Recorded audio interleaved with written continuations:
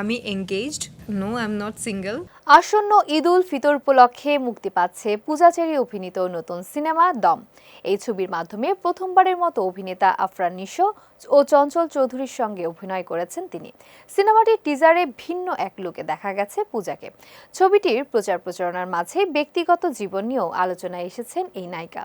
সম্প্রতি একটি বেসরকারি টেলিভিশন চ্যানেলের পডকাস্টে অংশ নিয়ে ক্যারিয়ার ও ব্যক্তিগত জীবন নিয়ে খোলামেলা কথা বলেন পূজা।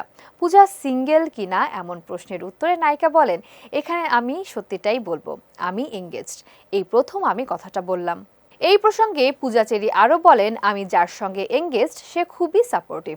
মিডিয়ায় কাজ করা বা না করা পুরোপুরি আমার ওপর ছেড়ে দিয়েছে। ইচ্ছে হলে কাজ করব, না চাইলে ছেড়ে দেব। এটা একান্তই আমার ব্যক্তিগত সিদ্ধান্ত। এদিকে অভিনেত্রী পূজার আঙুলে আংটি দেখে অনেকের মনে প্রশ্ন জেগেছিল, এটি কি বাগদানের আংটি?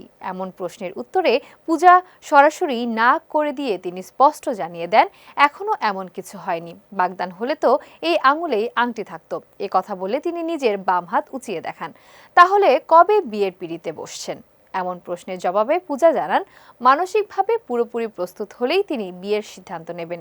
তিনি আরও বলেন, বিয়েটা পারিবারিকভাবেই আয়োজন করা হবে এবং সঠিক সময় এলে তিনি সবাইকে জানিয়ে বিয়ের আনুষ্ঠানিকতা সম্পন্ন করবেন।